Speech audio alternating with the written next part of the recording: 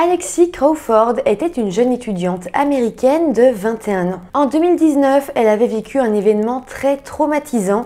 Elle avait été agressée par un homme au sein même de son appartement. Elle tentait tout doucement de se remettre de cet événement, mais ce qu'elle ne savait pas, c'était que cet homme complotait contre elle avec l'une des personnes à qui elle faisait le plus confiance. Pour tout savoir sur la triste histoire de Alexi Crawford, lançons-nous maintenant dans la vidéo.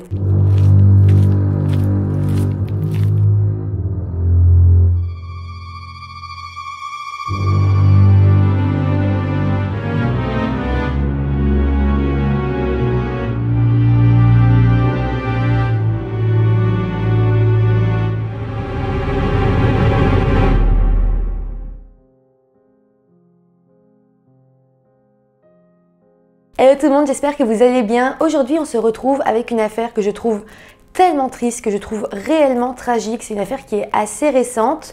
Vous allez voir, on connaît beaucoup de choses sur ce qu'il s'est passé. Il reste quand même quelques zones de mystère, mais on a quand même beaucoup d'éléments, donc je pense que ce sera quand même une vidéo assez complète. Niveau santé, ça va un petit peu mieux, je suis un peu moins malade, mais je parle toujours un peu du nez, donc voilà, désolée si ça vous gêne, je peux pas faire autrement.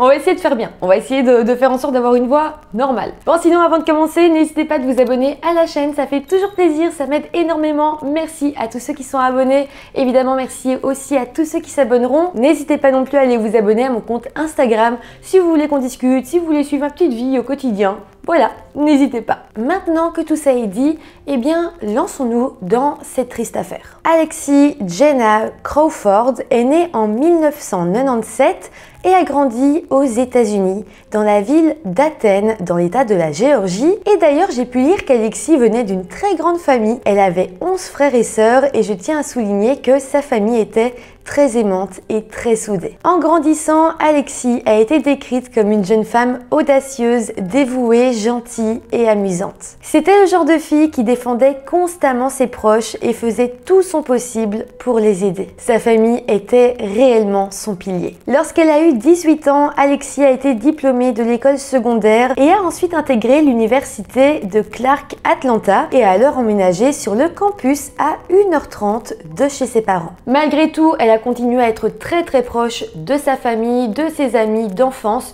Vraiment, c'était pas la distance qui allait les séparer. Elle a continué à être très présente pour eux, notamment les appelait très souvent. Mais aussi, eh bien, à l'université, Alexi s'est fait de nouveaux amis. D'ailleurs, dès sa première année, elle est devenue très amie et même très vite meilleure amie avec une jeune femme du nom de Jordyn Jones.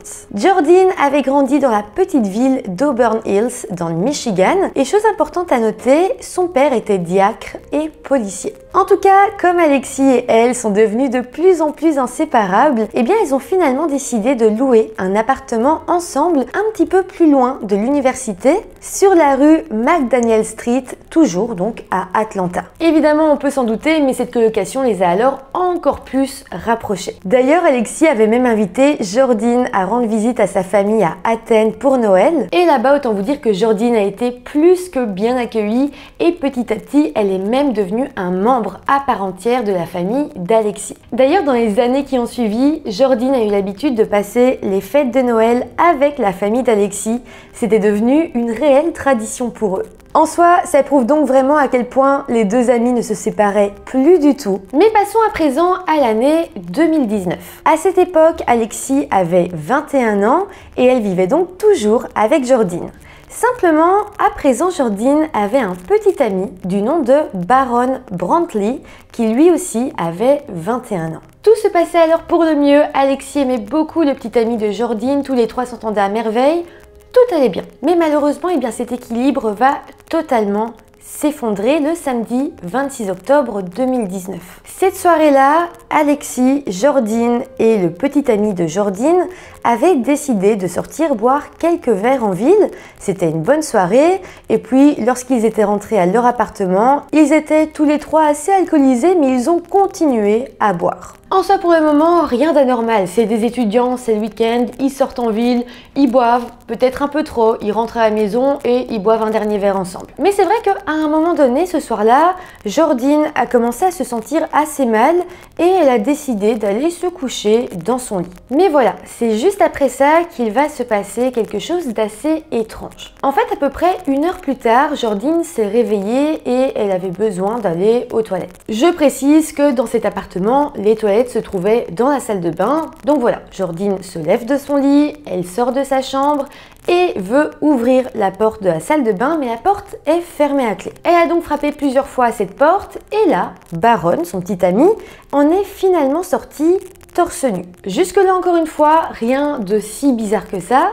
Mais voilà, en entrant dans la salle de bain, Jordine y a trouvé Alexis qui était allongée par terre, inconsciente et vêtue seulement de son soutien-gorge. Évidemment, Jordine était vraiment choquée et elle comprenait pas grand-chose à la situation. À ce moment-là, elle s'est alors retournée vers son copain pour essayer de comprendre la situation et là, Baron lui a simplement dit: je ne l'ai pas touché, je ne l'ai pas violé. Mais suite à ça, une dispute a tout de même éclaté entre eux et le ton est de plus en plus monté. Au final, Baron a arraché à Jordine les clés de sa voiture, une Chevrolet Cruze rouge de 2017, et a ensuite pris le volant pour s'en aller. Suite à ça, Jordine a alors appelé le 911. Alors, au téléphone, le répartiteur demandera à Jordine si elle avait besoin d'aide et elle répondra alors: oui, parce que mon ex-petit ami vient de me voler ma voiture.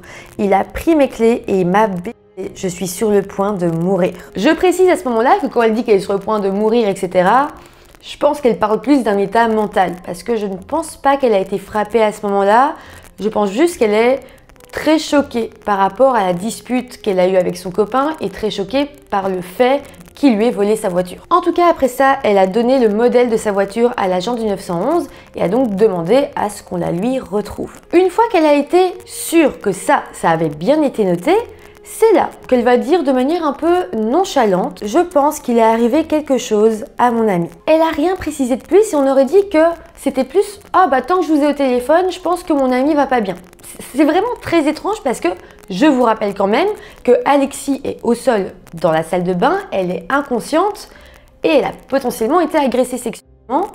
Mais Jordine ne dit pas grand chose sur ça à la personne du 911. C'est vraiment une situation qui est un petit peu étrange parce qu'on aurait dit qu'elle a même pas voulu vraiment alerter le répartiteur, lui a dit que c'était bon comme ça et elle a raccroché. Donc en soi, après ça, personne n'était censé venir pour s'occuper d'Alexis, aucune ambulance n'avait été lancée. En tout cas, après avoir raccroché avec l'opérateur du 911, Jordine a décidé d'appeler l'une de ses amies qui s'appelle Brittany. Brittany était en fait l'une des amies de sa sœur aînée, mais elle se connaissait bien. Je ne sais pas pourquoi elle l'a appelée elle en particulier, mais en tout cas, elle va l'appeler en lui disant qu'elle avait besoin d'elle, qu'elle avait besoin qu'elle vienne à l'appartement. Là encore, elle va dire à Brittany qu'elle s'était disputée avec son copain, qu'il avait volé sa voiture et elle précisera vaguement qu'il y avait un problème avec Alexis, sa colocataire et meilleure amie. Par la suite, lorsque Brittany est enfin arrivée à l'appartement, Alexis était réveillée mais elle était toujours à la salle de bain. En allant la voir, Brittany l'a alors vue assise en train de pleurer hystériquement. Et là, il faut savoir que lorsqu'Alexis a vu Brittany, elle lui a dit directement qu'elle avait été agressée sexuellement et que ça n'allait pas, qu'elle avait besoin d'aide. Brittany a enfin réagi comme une personne normale et elle a décidé d'appeler le 911. Elle a ensuite emmené Alexis directement à l'hôpital Grady et une fois prise en charge, la police est venue voir Alexis à l'hôpital et elle a alors pu déposer plainte contre Baron pour agression sexuelle tout en expliquant bien qu'il l'avait agressée alors qu'elle était inconsciente. De plus, Alexis a déclaré à la police d'Atlanta que Baron l'avait touchée et embrassée avant qu'elle ne perde connaissance. Par la suite, les résultats du test de viol réalisé à l'hôpital ont confirmé l'agression vu que le sperme de Baron a été retrouvé dans le corps d'Alexis. En fait, Alexis se rappelait pas réellement du moment de l'agression vu que, comme je vous l'ai dit, elle était inconsciente.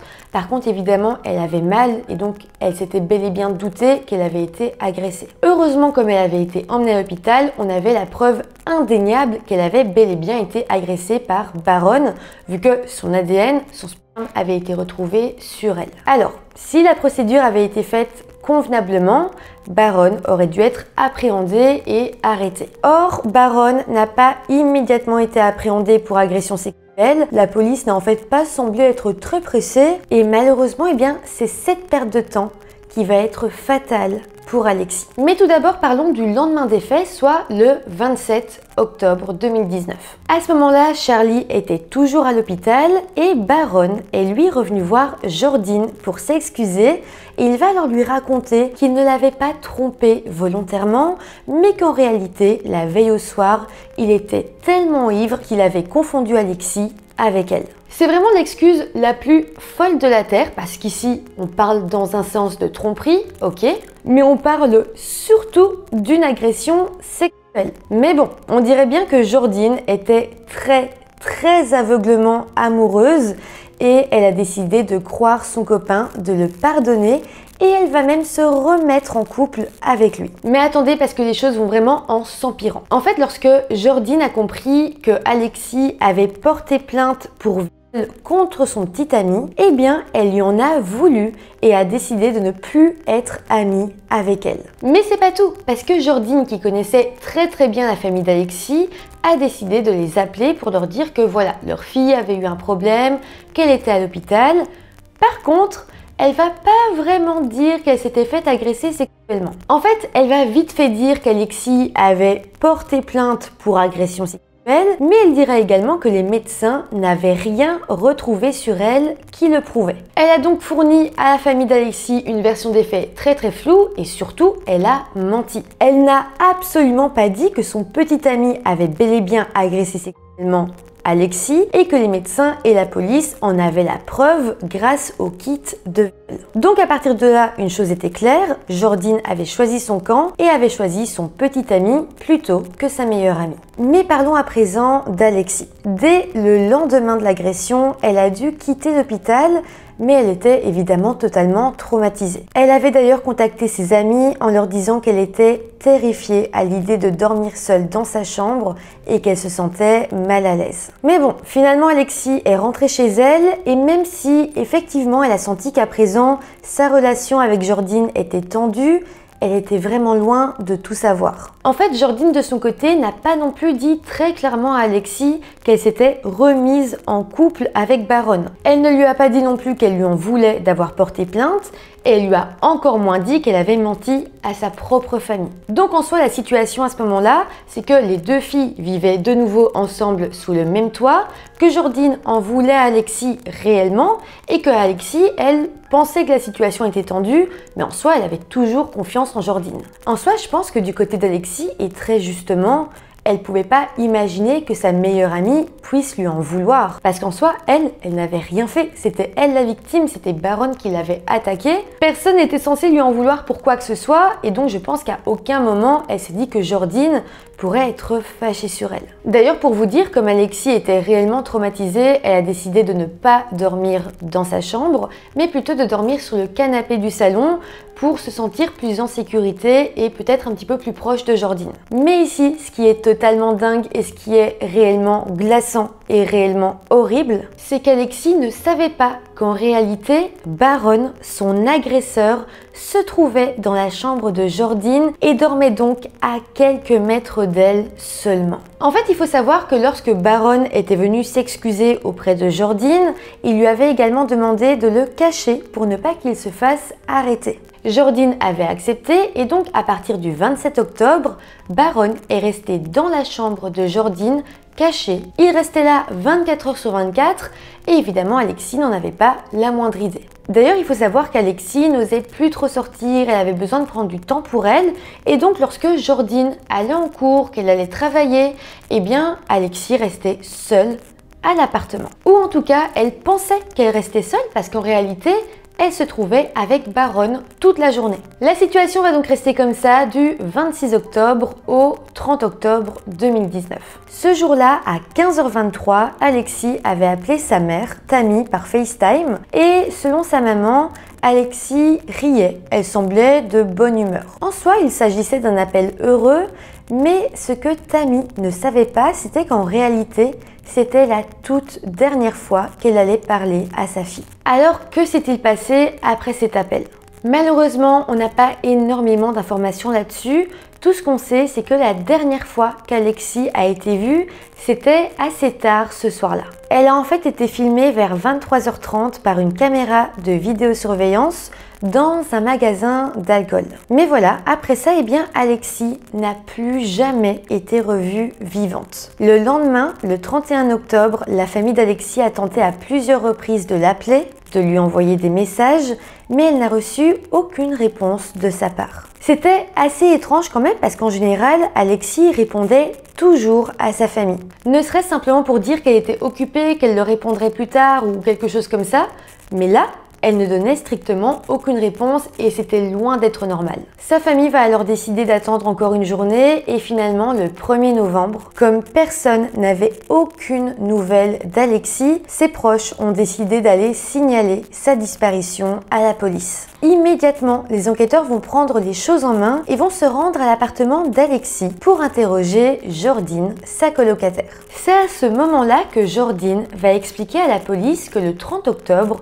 donc jour de la disparition d'Alexis, elle se trouvait justement à l'appartement avec elle. Mais à 23h30 ce soir-là, Alexis lui aurait demandé si elle pouvait l'amener chercher de l'alcool dans un magasin et Jordine aurait accepté.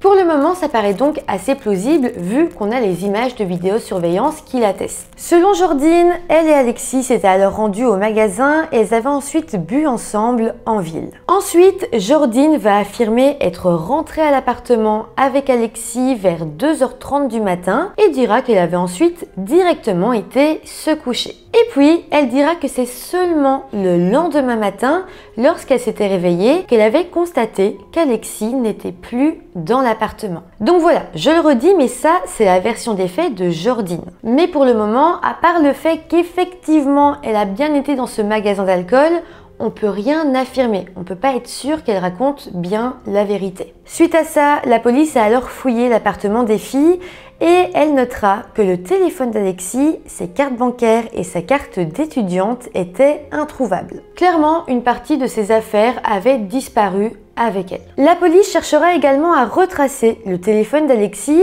et ils vont alors remarquer que son téléphone avait été éteint la nuit du 30 au 31 octobre entre 2h et 2h30 du matin. Si on en croit ce que Jordine a raconté dans sa déposition, ça voudrait donc dire qu'Alexis aurait éteint son téléphone au moment où elle serait rentrée à son appartement après avoir été dans ce fameux magasin d'alcool. En tout cas, très vite, la disparition d'Alexis a été médiatisée un petit peu partout dans l'État. La police d'Atlanta a fait des recherches dans toute la ville pour essayer de retrouver sa trace. Et en plus de ça, des bénévoles et des proches ont placardé des tracts dans tout le campus et dans toutes les communautés voisines. Les parents d'Alexis ont également lancé un appel public pour que leur fille soit retrouvée saine et sauve. Et Jordine, de son côté, a posté une photo de la vie de disparition d'Alexis sur son compte Instagram en disant « Je me sens impuissante, mon cœur souffre vraiment maintenant ». Alors, l'enquête va continuer et finalement une équipe médico-légale va venir à l'appartement d'Alexis et Jordine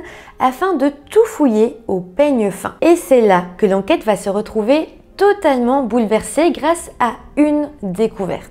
En fait, en fouillant dans l'appartement, les enquêteurs vont retrouver une petite goutte de sang sur l'évier qui était dans la salle de bain. C'était pas beaucoup, mais ça a quand même suffi à ce qu'ils se posent un petit peu plus de questions. Ils ont alors décidé de passer absolument tout l'appartement au luminol, donc vous voyez cette petite lumière bleue qui montre là où il y a pu avoir certains fluides. Et c'est là qu'ils vont alors voir qu'il y avait eu du sang à au moins 5 ou 6 endroits à l'intérieur de la résidence. À partir de là, les autorités ont su qu'il était arrivé quelque chose de tragique à Alexis. Quelqu'un semblait lui avoir fait du mal à l'intérieur de son appartement et avec ça, ça a donc paru plus qu'évident que Jordine devait cacher quelque chose et qu'elle avait donc menti aux policiers. Les enquêteurs ont alors décidé d'épier toutes les images de caméras de surveillance qu'il y avait dans l'immeuble et autour de l'immeuble et ils ont trouvé une preuve supplémentaire. La nuit du 30 au 31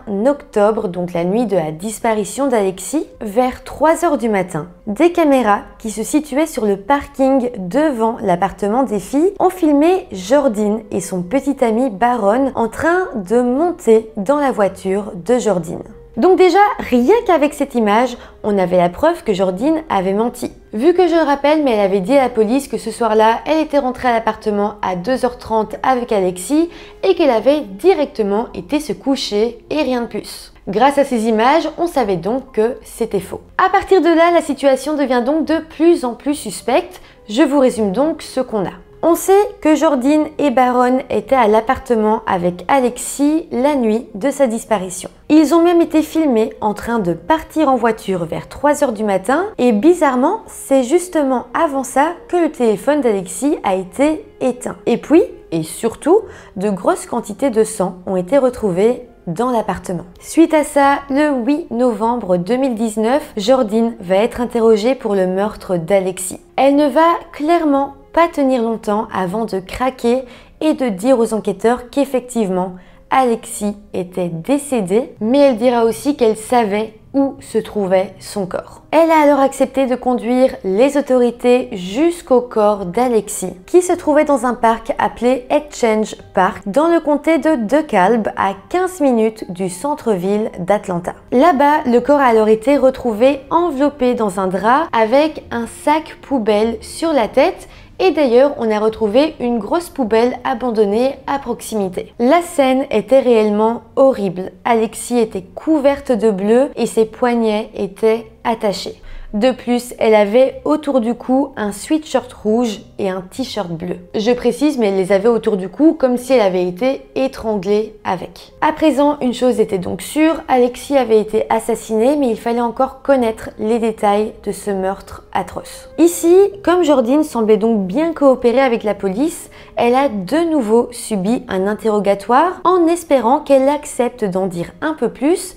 Et ça va marcher. Jordine va alors donner sa version des faits de ce qu'il se serait réellement passé ce soir-là. Elle dira donc qu'elle avait bel et bien emmené Alexis au magasin d'alcool ce soir-là, mais que lorsqu'elles étaient rentrées à l'appartement, une dispute avait éclaté entre elles deux. La dispute avait selon elle été assez violente et les deux filles avaient même commencé à se battre. Jordine expliquera alors qu'à ce moment-là, Baron, son petit ami, était sorti de la chambre pour voir ce qu'il se passait et qu'il s'était alors jeté sur Alexis pour l'étrangler. Et Jordine confessera ensuite que dans le feu de l'action, elle avait décidé d'aider son petit ami, elle avait pris un sac poubelle et elle l'avait donc aidé à tuer Alexis en l'étouffant. Évidemment, Alexis s'était débattue, mais il y avait 2 personnes sur elle, 2 personnes qui n'avaient qu'une idée en tête, c'était de l'assassiner. Et après quelques minutes seulement, elle a totalement arrêté de bouger, elle est décédée. C'est donc à ce moment-là que Jordine et Baron avaient réalisé qu'elle était morte et ils ont donc placé le corps d'Alexis dans une grande poubelle en plastique et l'avaient transporté jusqu'à leur voiture. Après ça, ils avaient roulé jusqu'au parc Exchange et avaient caché le corps là-bas. Après ça, Jordine et Baron étaient rentrés à l'appartement et avaient tenté d'agir normalement. D'ailleurs, le lendemain, le 31 octobre, ils avaient assisté à une fête d'Halloween comme si de rien n'était. Encore plus glaçant, Jordine avait continué à envoyer des messages à Alexis et à l'appeler en faisant semblant d'être inquiète pour elle et en lui demandant où elle était. En tout cas, grâce à ces aveux, Jordine et Baron ont été arrêtés, emprisonnés et accusés de plusieurs chefs d'accusation, notamment de meurtre, d'agression aggravée, de séquestration et de dissimulation de la mort d'une autre personne. Baron a également reçu des accusations pour agression sexuelle aggravée. Pour le moment, le procès n'a pas encore eu lieu et je pense qu'il reste pas mal de questions en suspens. Par exemple, je me demande pourquoi du sang a été retrouvé dans l'appartement si la cause de la mort était l'étouffement et la strangulation. Je me dis ici qu'il y a 2 possibilités. Soit Jordine a menti et il y a eu plus que simplement entre guillemets une strangulation, soit ce sang date du moment où Alexis a été agressé sexuellement. par Baron. De ce que j'ai pu lire, l'agression était violente et c'est donc très possible qu'elle ait perdu pas mal de sang à ce moment-là. Personnellement, c'est ce qui me semble le plus plausible, mais c'est vrai que ce point-là reste assez flou. En tout cas, aux dernières nouvelles, Jordine et Baron attendent toujours leur procès en prison et ont d'ailleurs tous deux plaidé non coupables aux accusations de meurtre, d'agression aggravée et de dissimulation d'un décès. De plus, Baron a demandé d'être libéré sous caution à plusieurs reprises, mais heureusement le juge a refusé en disant que ses chefs d'accusation étaient beaucoup trop graves. La famille d'Alexis a d'ailleurs réagi à ça et sa mère a dit publiquement: quand j'ai appris que Baron cherchait à nouveau une caution, j'ai su que nous devions nous exprimer. Parce que les monstres qui ont assassiné Alexis ne devraient jamais sortir de prison, en aucune circonstance. Je ne peux pas imaginer qu'un juge juge juste ou sûr d'accorder à Baron la liberté de se promener et d'être avec sa famille pendant qu'Alexis est allongé dans une tombe solitaire. Voilà en tout cas pour ce qui est de l'horrible histoire d'Alexis. Ce qu'elle a vécu est totalement horrible. Quand on y pense, déjà il y a eu l'agression sexuelle au sein même de son domicile. Déjà ça, c'est juste horrible et on aurait pu en faire une vidéo juste dédiée à ça parce que c'est déjà très important. Mais en plus de ça, elle a dû revenir chez elle, elle a fait confiance à sa meilleure amie qui faisait presque partie de sa famille et elle l'a trahie, elle a comploté contre elle, elle lui a caché le fait qu'elle passait ses journées à quelques mètres seulement de son agresseur, à quelques mètres de la personne qui lui faisait le plus peur. Et en plus de ça, quelques jours plus tard seulement, elle a été assassinée par Baron et par sa meilleure amie. C'est juste... j'ai pas les mots. En fait, j'ai juste pas les mots. C'est juste atroce et j'imagine que pour la famille d'Alexis, ça doit être d'autant plus dur de se dire qu'ils ont donné toute leur confiance à Jordine, qu'ils l'aimaient, qu'ils l'ont invitée pour Noël, qu'ils lui ont donné beaucoup et qu'au final, c'est elle qui leur a enlevé leur fille. Bref, en tout cas, vous, n'hésitez pas à me dire en commentaire tout ce que vous avez pensé de cette affaire. N'hésitez pas à mettre des petits pouces en l'air si la vidéo vous a intéressé. N'oubliez pas non plus de vous abonner à la chaîne. Et moi, comme toujours, je vous dis à très bientôt pour une nouvelle vidéo. Bye!